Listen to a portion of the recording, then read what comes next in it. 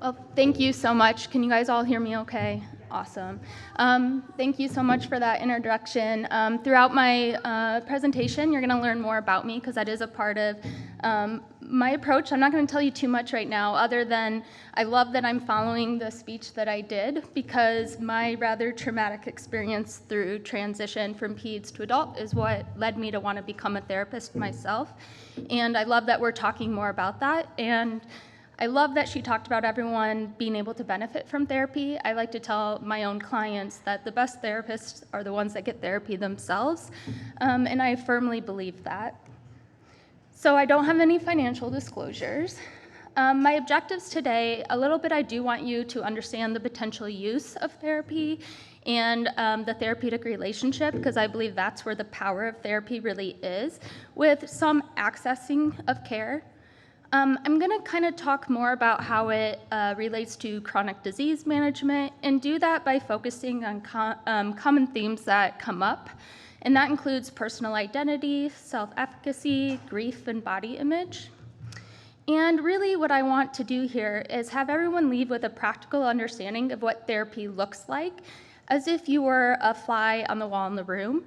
I think a lot of us often hear about how mental health is affected by chronic disease, and we often are told, go get therapy or find that support, but we aren't given practical information of why that would help and what that help looks like. So I've made a really deliberate focus to look at that and less on the research side. So to that aim, just a brief introduction of what exactly therapy or counseling is. This picture, I think, is what most people kind of think it looks like, right? One person's kind of leading the session, one person's kind of like, woe is me, and kind of talking about things, not facing each other, and I really want to challenge that.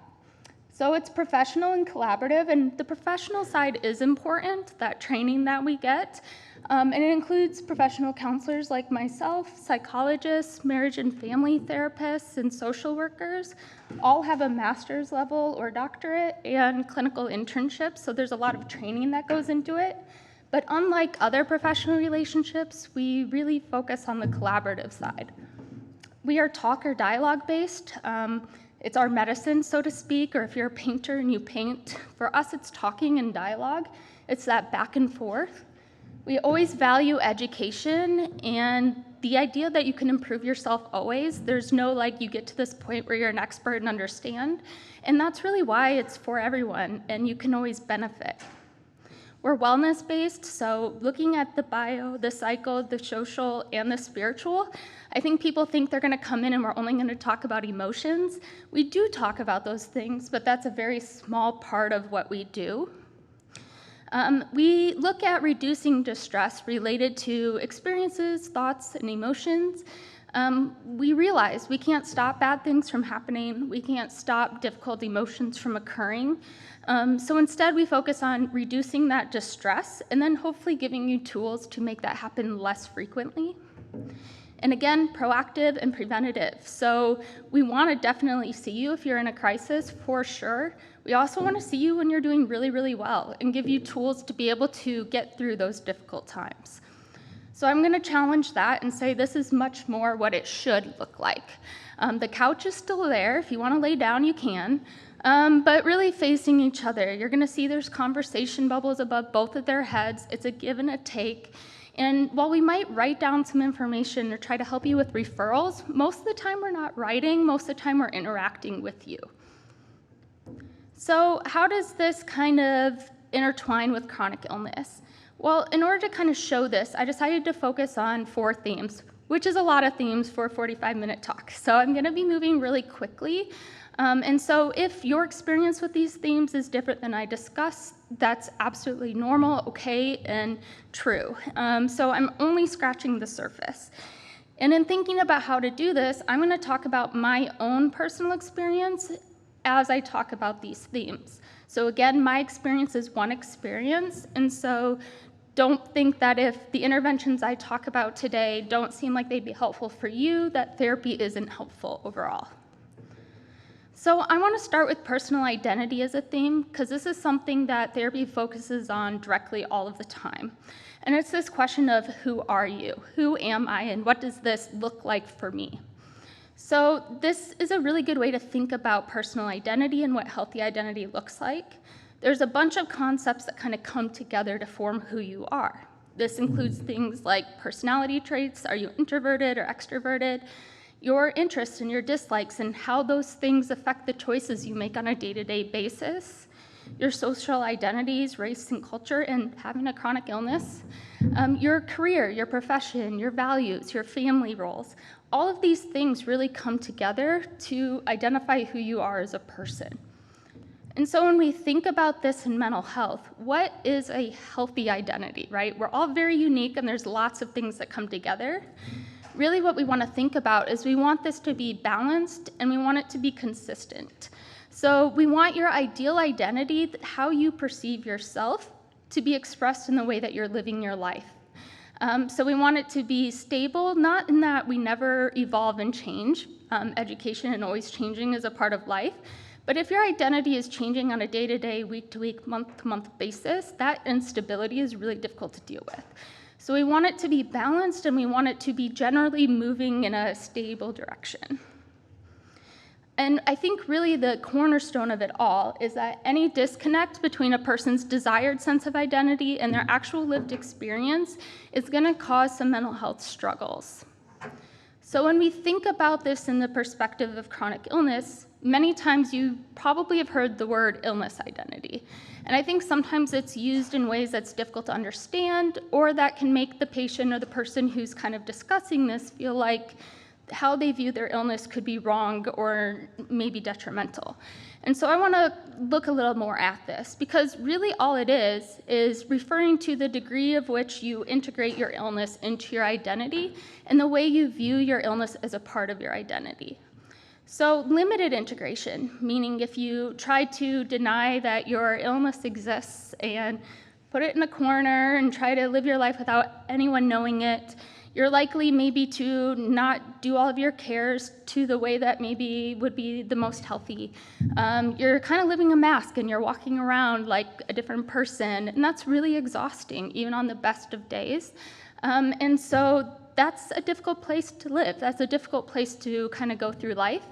But if your illness is all you have in your life or your prominent identity all of the time, it's going to be difficult to maybe approach goals in the same way.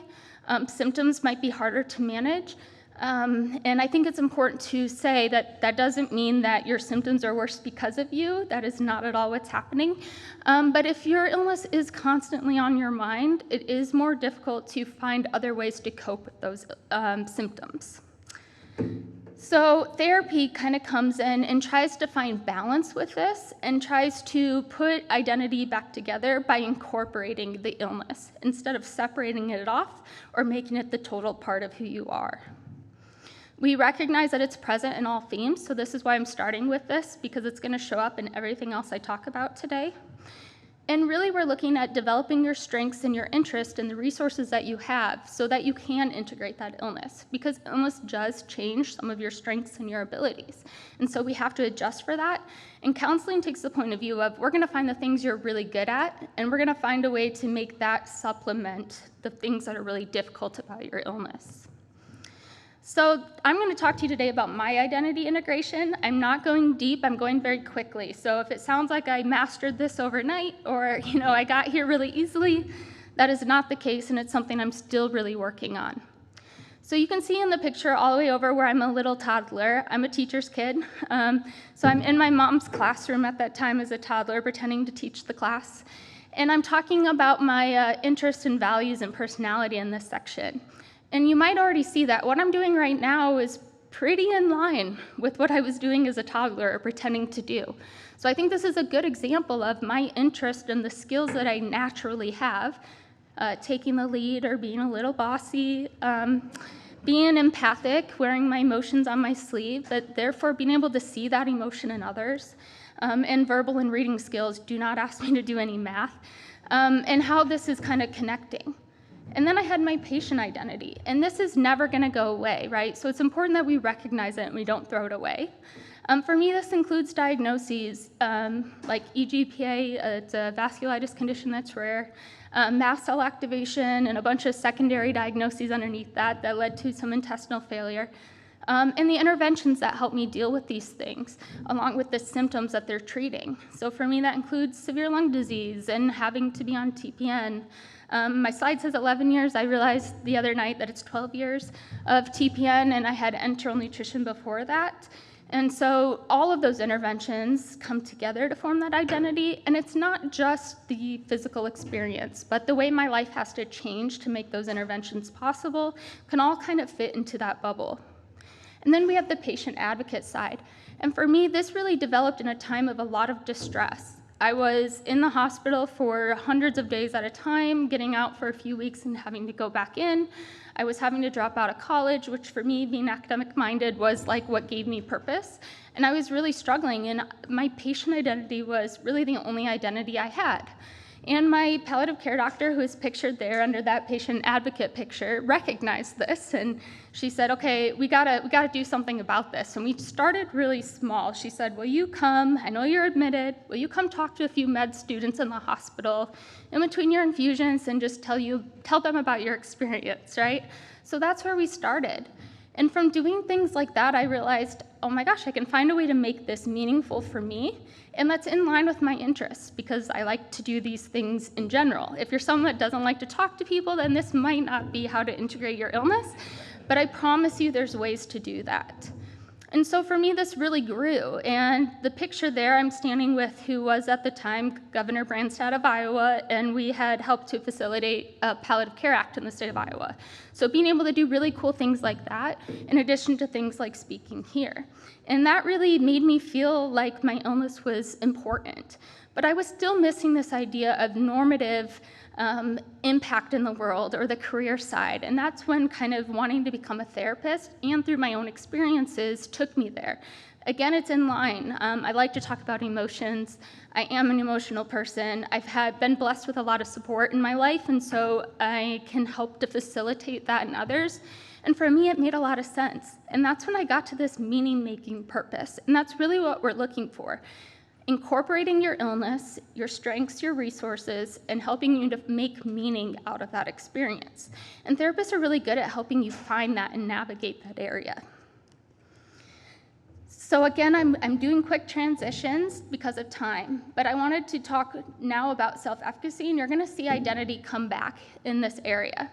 And this especially comes up in disease management. Self-efficacy refers to an individual's belief in his or her ability to succeed in achieving a goal, and kind of the confidence that the person has. Do they feel like their motivations can become reality? Do they feel like they can control their behavior or their environment in any way? And importantly, because some of you might be going, well, that sounds great, but there's a lot you can't control with an illness, right?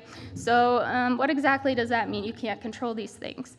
Well, I think what's really important to understand is that self-efficacy doesn't mean that you're doing everything yourself, but it means that you feel like you can control your direction enough to be an active player in your care and to seek support when you need it.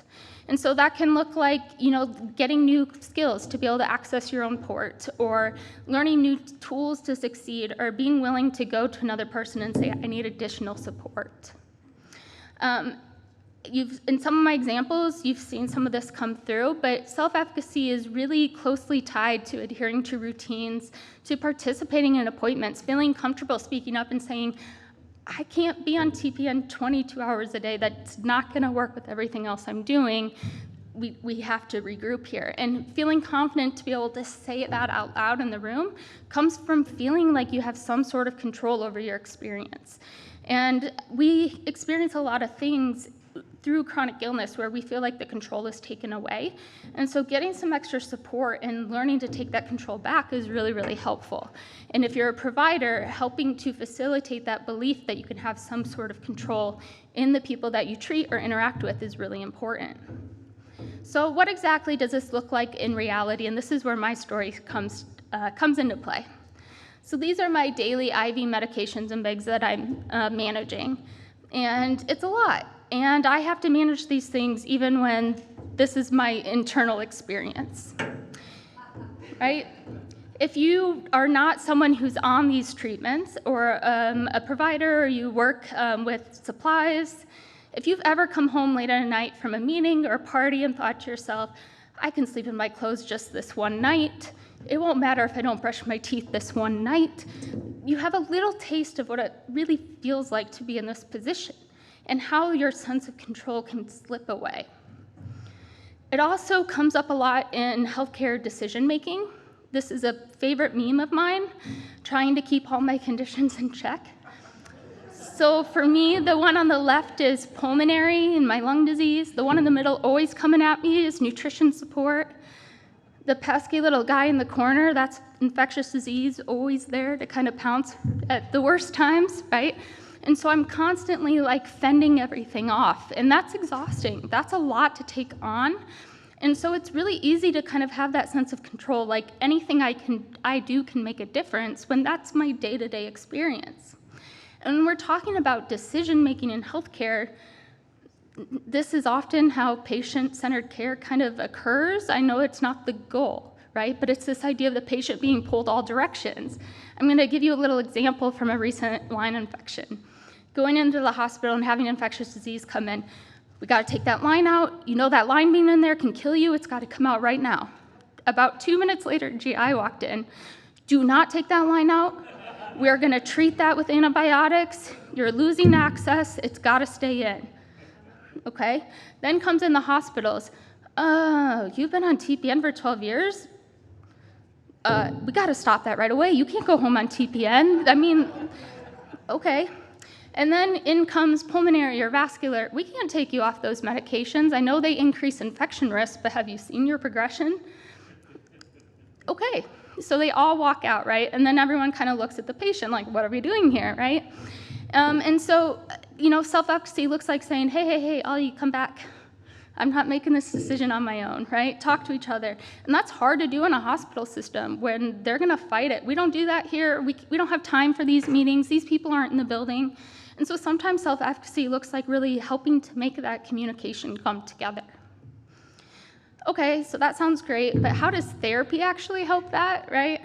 Well, it helps you learn to break goals into manageable parts. And I love this graphic because the two people on the ladders they have the same abilities, the same starting point, the same desire to succeed, the same end point, but they're in very different situations. The one guy has to really challenge himself to get to that first rung. The other guy's just kind of walking up and down. And so we take the view of not addressing problems from, hey, this is my end goal, let's get there, but instead saying, where are we right now? How do we make that one incremental step forward? So what does this look like? Something like a ladder scale, which I love to use in sessions with my clients. Come in and say, let's say someone comes in and says, I really want to get off this medication.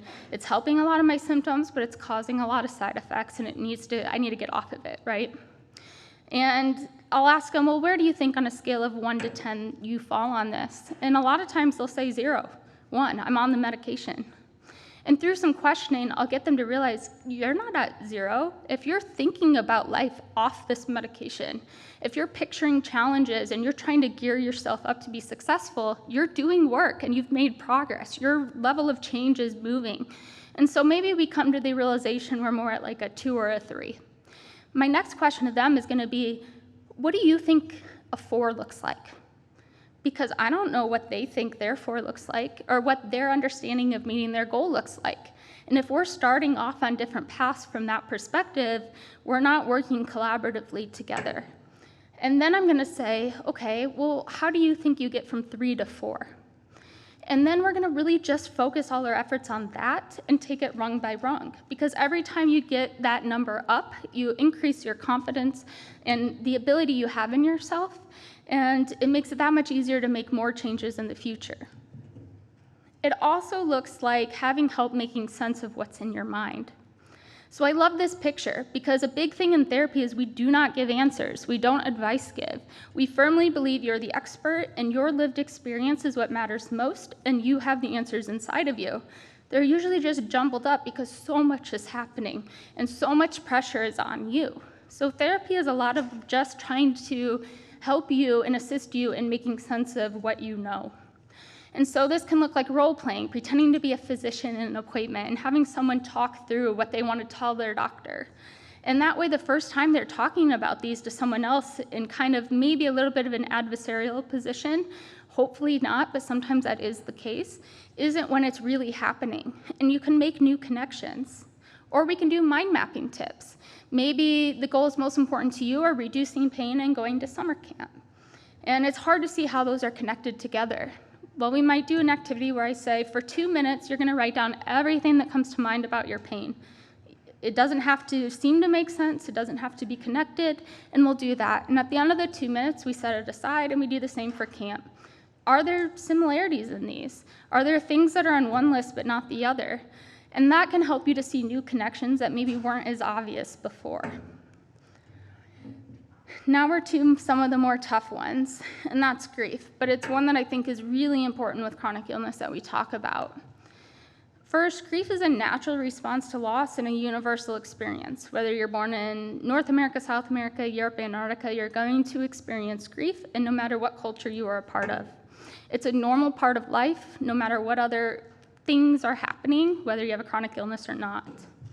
It's described as a deep sorrow, as the emotional suffering experienced when something or someone that you love is taken away. It cannot be ignored. You can push it down for a while, you can black it off for a little bit, but it's going to come back. Really, the only way through is to go through that. It's sneaky and it has a time component. Even with the best therapy in the world, right, it's going to take time and it's never gonna fully go away, but it's about learning how to cope with that grief and find value in grief and in honoring what you lost.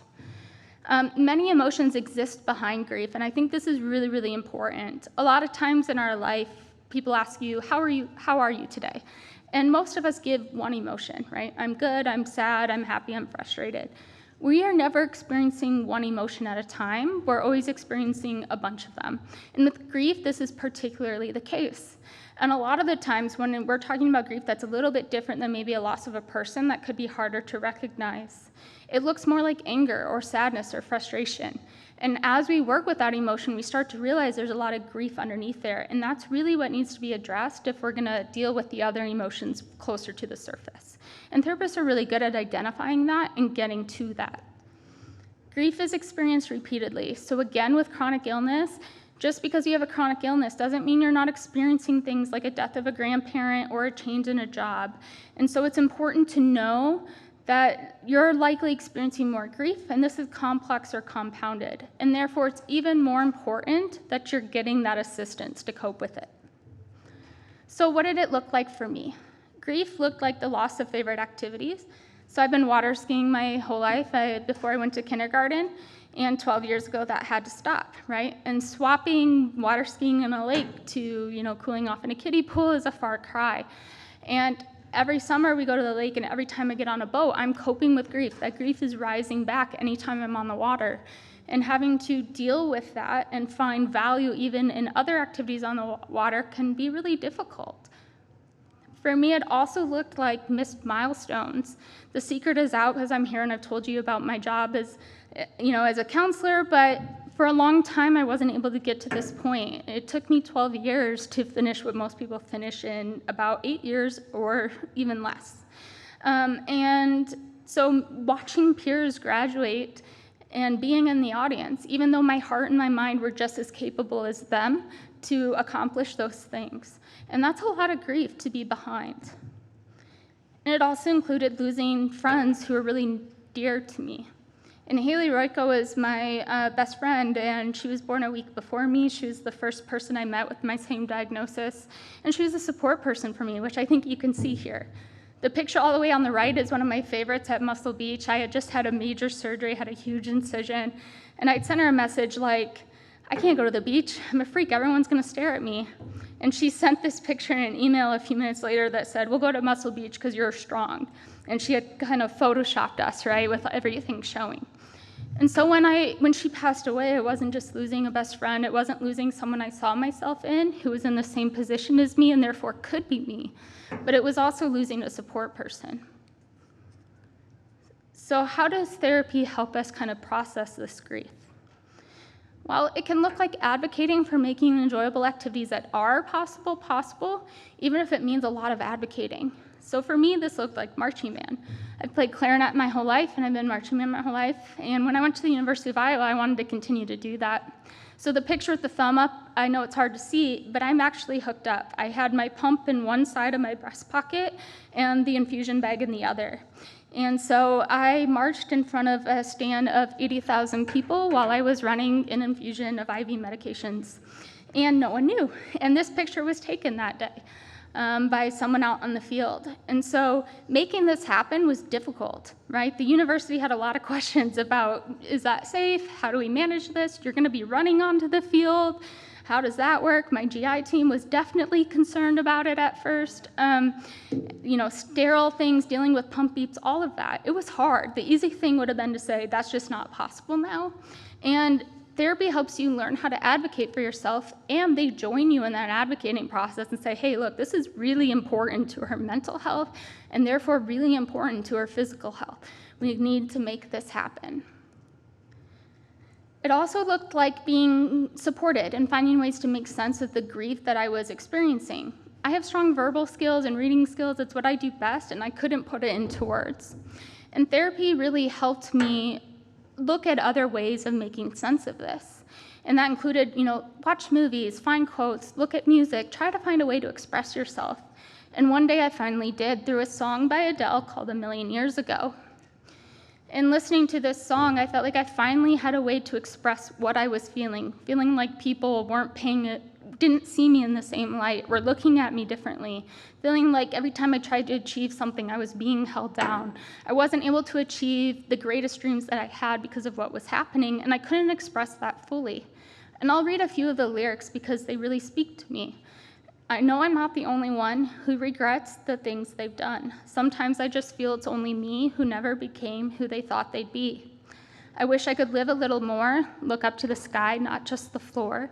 I feel like my life is flashing by and all I can do is watch and cry. So these moments of feeling like I just wasn't progressing like everyone else.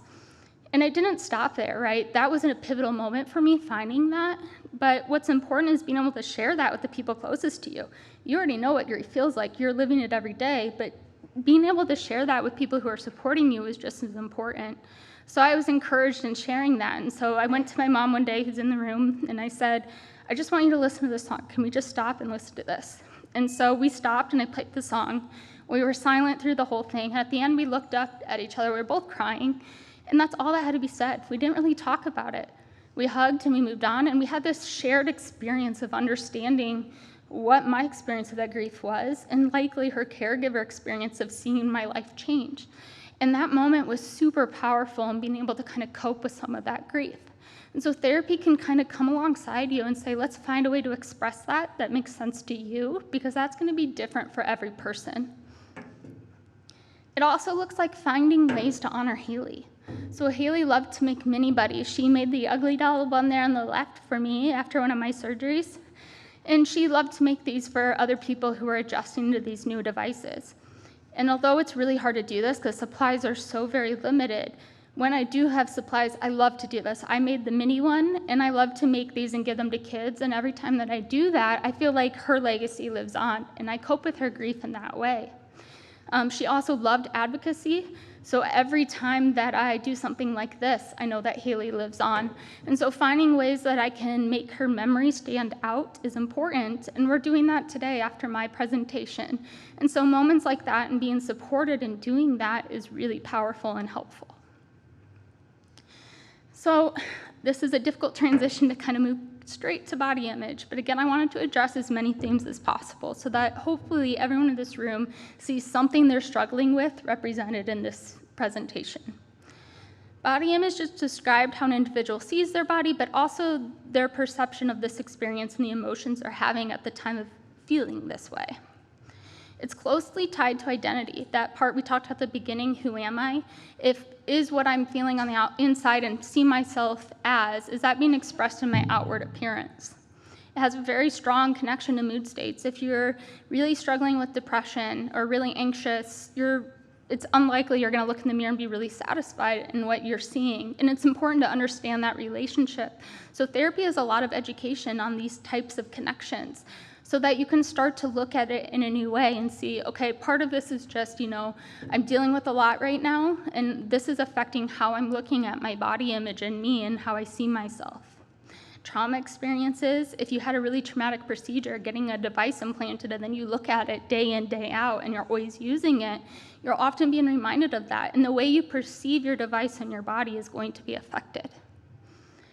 Weight and scars are definitely a part of body image, especially when we're talking about nutritional support, but it's so much more. And I think often we focus on these more obvious areas and we forget everything else that comes below it.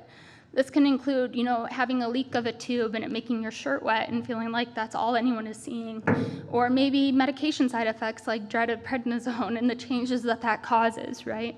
And so there's a lot of things that change the way we view about ourselves and how we feel about ourselves. It also includes this invisible illness bias, and I think this is really important because it seems kind of paradoxical. If you look healthy, if you look how society tends to want people to look, how can you have body image struggles? But if you feel remarkably different in how you're experiencing your symptoms and your day-to-day life and everything you do is interrupted by your medication and those things, then people telling you you look healthy can cause a big shift in this body image and make you feel like you're not comfortable with yourself, even if you tend to look like what most people would say is desirable. And so targeting body image is just as important in these people. And of course, it greatly affects self-esteem and perception of value or acceptance by others. You can have a really strong support system, but if you're really struggling with body image struggles, it's going to be hard to accept that support. So again, seeing all the ways that these are connected and addressing them as a whole person, bringing them all together. So what did this look like for me? It certainly looked like being insecure with the reflection in the mirror.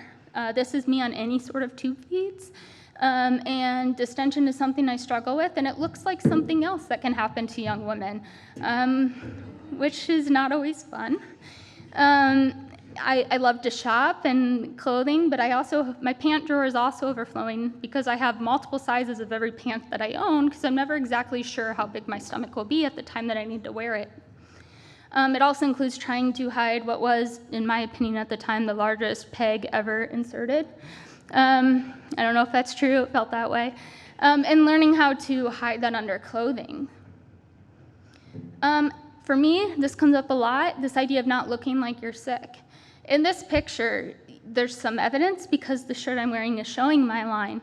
But if my shirt was covering that, I don't think anyone looking at this picture would think there was anything wrong with me physically.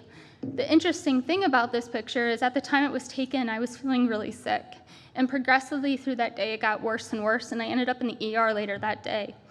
And I'll never forget kind of what happened when I got there. The doctor walked in the room and said something like, "Oh my gosh, we gotta get you out of here. You look way too nice to be here in the ER." Yeah, right? That was a really hard thing to hear in that moment, and I think he meant it in a really nice, complimented way, and he probably saw other people in the ER who looked a lot worse off than I looked at that moment. He was shocked a few hours later when a rapid response was called because my labs were so atrocious. But I think it was a good lesson that what's happening on the inside isn't always obvious on the outside, and that even if you look healthy or look good in that day, you can still struggle with body image. For me, this also looks like how other people around you might respond. So I have a handicap sticker. I often use it because of my lung disease. You can't see my lungs. And I had a really terrible experience where I got out of the car and started to walk, and a group of people started screaming profanities, and "You should be ashamed of yourself. I can't believe you're using that." And I, to this day, often don't use the sticker when I should, to my own physical detriment, because I am afraid of that happening again. And that struggle of walking those long distances continually reminds me of the way that my body might not fit in with how other people perceive me. And sometimes this goes to the point I've caught myself at times, and this is terrible to admit out loud, feeling like I have to use it today, I can't make it, and thinking to myself, should I fake a limp so that no one says anything? And that's kind of a terrible thing to say out loud, but that's like the power of not being understood outwardly can have on someone's mental health, and just my wanting to go do things independently. I sometimes don't do things I otherwise would because I don't want to deal with having to use the sticker and people maybe questioning why I'm using it. This definitely extends to my professionalism as a provider. I put a lot of time and energy into my appearance more than anyone else. My coworkers are often like, oh, you look so put together all the time. It's because I'm masking something, right? I'm trying to make myself look as healthy as I can day in, day out, and that takes a lot of time and energy. And I'm often here, I can be a little more free about letting my line show a little bit, but I'm really focused a lot of the time on making sure absolutely nothing shows and that none of my symptoms are obvious. Don't wheeze, don't breathe too loud, don't let anyone know around you, especially the people you're working with, that there's something wrong with you. And that can enter my thinking in being a therapist in the room. I can worry about, did they see my dressing, and now are they gonna worry about me? And that can even lead to this spiral of thoughts where I think imposter syndrome, or why am I even trying to be a therapist? I can't do this. And so something as little as body image and being worried about that can spiral quickly into something a lot more. So how do we deal with this in therapy? Well, for me, it looked like changing my thought process, helping me to recognize that I'm having automatic thoughts that aren't necessarily fully true. So for me, this looks like thinking someone saw my line in a session or having a leak in my tube and my shirt's now wet. And before I might have these automatic thoughts of, they definitely saw my dressing. Now they know I'm sick and they're worrying about me. A therapist never makes other people worry. I'm supposed to take that away. Or they're gonna think I'm a slob and not professional. I mean, look at me, my shirt's all wet. And having to stop and kind of interject on those thoughts and say, I don't know why they're looking at me. I don't even know if they saw it. They're not gonna see a little bit of a dressing and jump to there's parenteral feeding. People don't even know that exists. And so interrupting those thoughts a bit and stopping them and saying, you know, I'm a better professional because I have this experience. And being able to use those thoughts to change that trajectory and get myself out of feeling like I should just quit and go home. So what makes a therapeutic relationship special? I want to kind of summarize everything I talked about today and really nailing this home. Because what it is it's that relationship that makes it work. And it's different from other support relationships. So it is that professional expertise we talked about, but really importantly, you continue to go through, like the presentation before me talked about, normal transitions, regardless of whether you have a chronic illness or not. And sometimes those, going from living independently to with others, and those challenges can be just as difficult. So we look at it from both sides, not isolating both of them. It's a safe holding place for thoughts, emotions, and distress. When we're with the people that love us most, we sometimes feel like we have to manage our emotions, or we can't say our fears out loud because we don't want to disrupt them or make them feel more upset. And so you're not going to do that with us. We do a lot of training on managing that and being able to take that on as that safe holding place of those really difficult emotions. You can scream at us as long as you're not saying you're a bad person. You can, if you swear a little, most people are okay with that. If you're expressing yourself in an appropriate way, you can cry as much as you want, and we'll hold that for you. And we'll experience that with you and tell you it's okay. We welcome support system participation. It's not one or the other. We want you to bring them in. And I think sometimes people feel, I have a really good husband or a really good, my parents were always there for me. I don't really need therapy. And I would argue that, okay, maybe you're getting by, but having another additional support is really helpful. And you can bring them into that process. In fact, we love it when that happens. We're not advice giving, so we are always being told what to do. We very much flip that on the head, sometimes to the dismay of people that come in. Just tell me how to feel better, right? And a lot of it is going, no, I'm not gonna do that, right? And getting people to empower themselves. Because if you're empowered, your healthcare will be empowered, and you're more likely to meet your goals. Lots of interventions. If the interventions I showed today don't seem like they fit, like I said before, there's thousands more. So there's lots there, and we can really direct that to your identity, the components of you that make you who you are. And we're prepared for advocacy across systems. That includes personal advocacy, like bringing you together and saying, like me and marching band, and helping you advocate for yourself, and advocating with your treatment team. It's the power of that unique relationship, and I love that picture. I think it really shows well what that looks like. So I'm gonna go quickly through these.